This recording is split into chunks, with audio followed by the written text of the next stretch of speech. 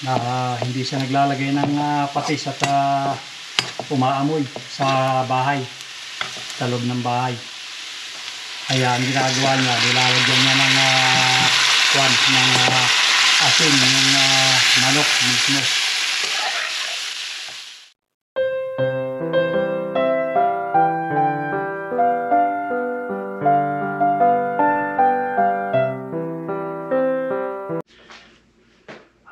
Hello po mga ka-senior.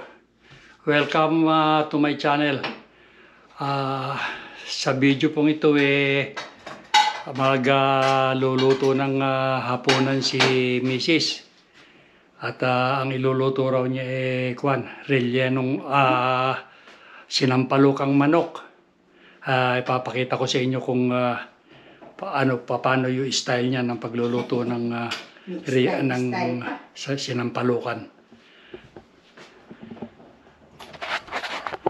So, ayan yung kanyang mga ingredient.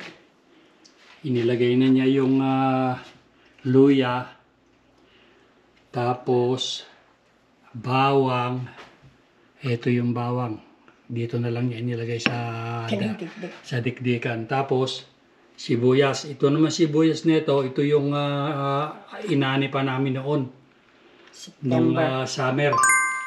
Tsaka nga pala itong bawang inani rin namin nung mga tira pa yan ng mga inani namin. Tapos yung kanyang ilulutong manok ito yung kalahati ng isang buo. Kalahati ng isang buong manok na hindi ito yung manok na nabibili na malambot. Ito yung manok na ako ba kung anong tawag dito sa manok na ito, buo-buo ito kung mabili. Kasama yung paa at ulo. Oo, kasama raw yung paa at saka ulo. Tapos ayun yung pangkunya sampalok dahon. Na nakabote ito sa dahon ng sampalok na ito. Ayan. Ewan ko ano itong maitim na yan. Ay, ano yan? Atay at saka balong-balunan. Pala yan. Laman loob ng manok. Mga nabibili rin ng separate. Ito nga pala yung bote ng yung daon ng sampalok. Alang magawa sa labas at maginaw, malamig. Kaya dito muna kami sa loob ng bahay.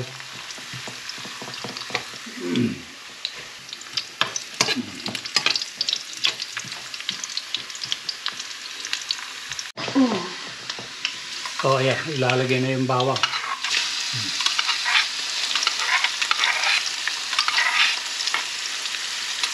Bawang. Ito ang aming hapunan.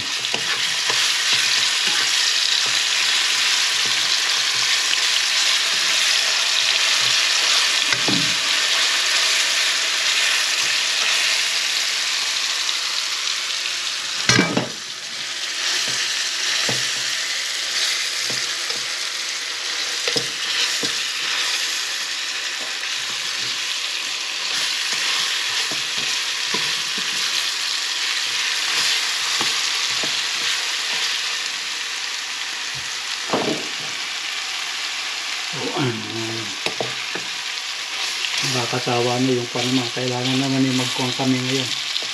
Karne. At puro isda at gulay yung mga nakaraan namin kinakain. Dahil nasa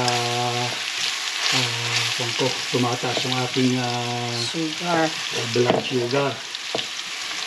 At saka nga pala dumating na yung aming resulta ng aming annual laboratory. Annual check-up.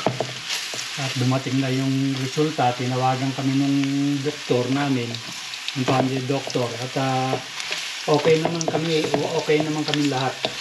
Awa ng Diyos maganda naman yung mga resulta.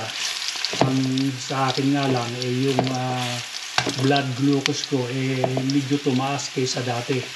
Kung sa bagay, sabi ng doktor kung pa naman yun, okay pa rin. Kaya lang siyempre kailangan ma-maintain ko yung dahil yung dati kong blood sugar na count.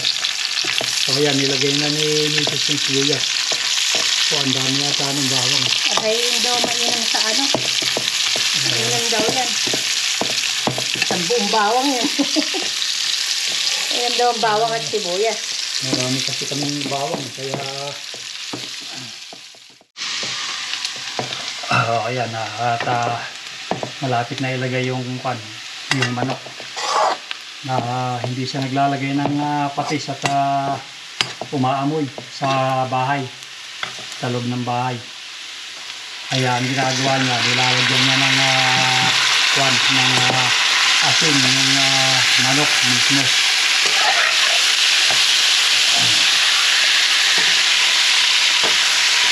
Ayan, isasangkutsan niya lang yan at sasabayan niya mamaya.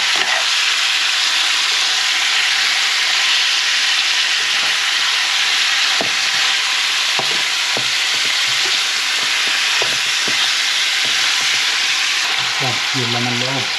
Atay at saka ako niya. Balong-balong niya. Blizzard sa English.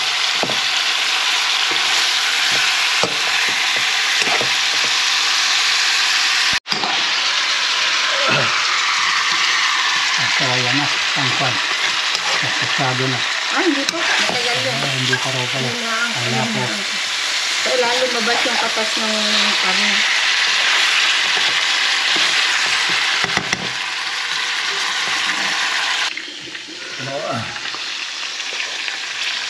Kaya ayan, lumabas na yung mantika ng manok. Siya inaalis, siya inaalis yung ibang mantika at hindi maganda sa kanya, sa katawan. Mabagal ka cholesterol.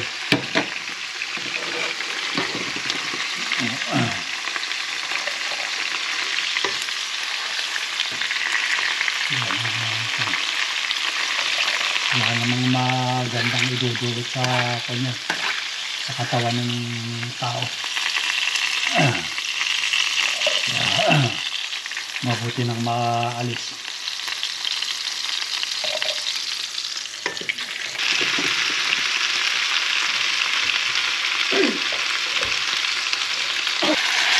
Nilagay na niya yung pampaasim at saka kasabay na yung yung siling na berde.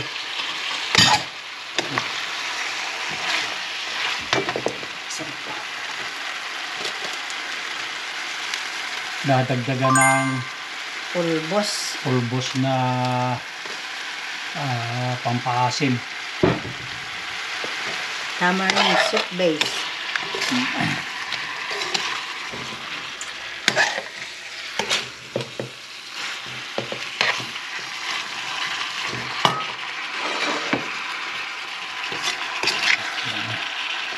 Malapit na maluto yan. Sasabawan nila.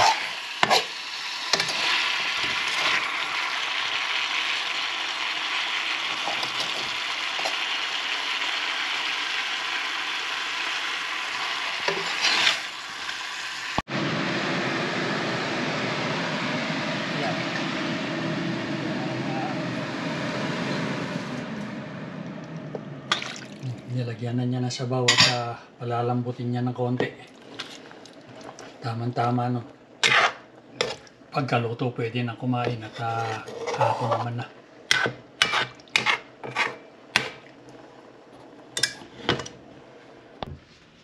So, ayan.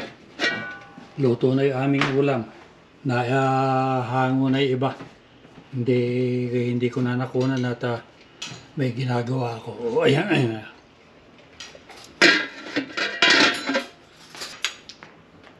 So, ayan na, magkahapunan namin itong sinampalukang manok. Tsaka ito na sa anak ko. Na luto na, gawa na. Nahimay-himay. Okay.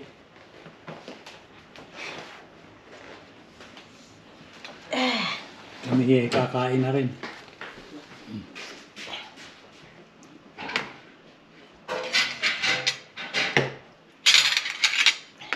Okay,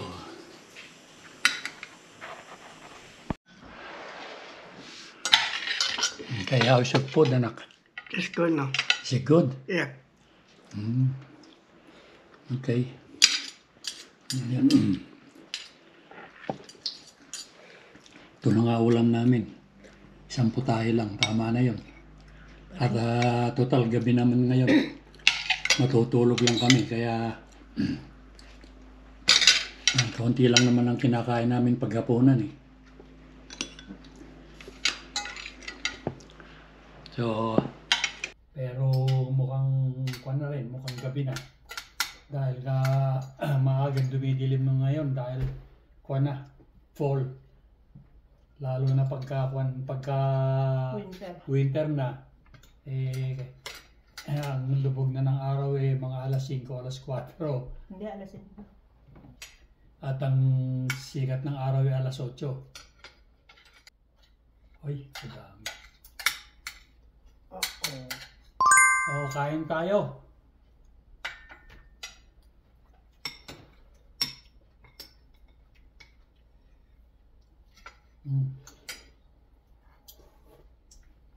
Give me your water.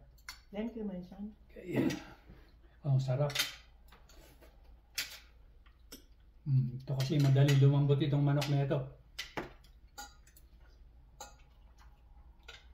Ito ng konti kasi sa...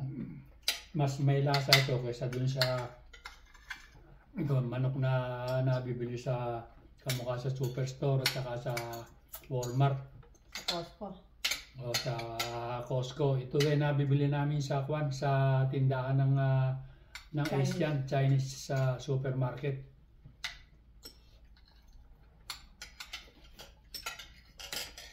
Mas may lasa ito kaysa doon sa sa manok na nabibili. Yung months lang. Ito ay parang kaklase nung bang nabibili sa Pilipinas na Native. yung mga hindi naman native, kal ang tawag dun sa mga huminto ng mga itlog sa poultry. Pero ito hindi kal ito. Kaya nga malambot madali lang, isang oras lang. Magkakategorya nga lang ako.